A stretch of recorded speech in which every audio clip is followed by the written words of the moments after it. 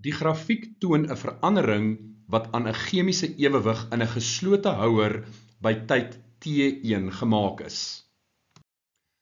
Watter verandering is by tyd T1 gemaak? Die korrekte antwoord is C. Verhoging in die konsentrasie stikstofgas.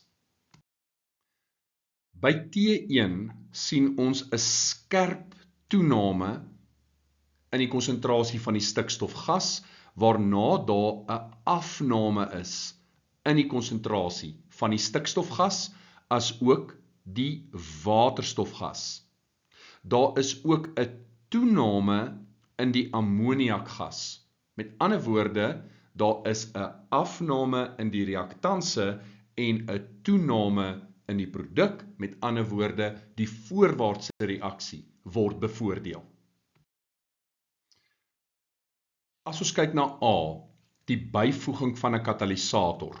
Nou as ons 'n katalisator byvoeg, al wat sou gebeur is, daardie horisontale lyne wat die konsentrasies aandui, sou net horisontaal reguit aangegaan het. Daar sou geen verandering in daardie waarde gewees het nie, want die stelsel was reeds by ewewig. Dis hoekom A verkeerd is. B, 'n verhoging in temperatuur. Hierdie is 'n eksotermiese reaksie, met ander woorde, ons kan hitte byskryf as 'n produk, want hitte word vrygestel.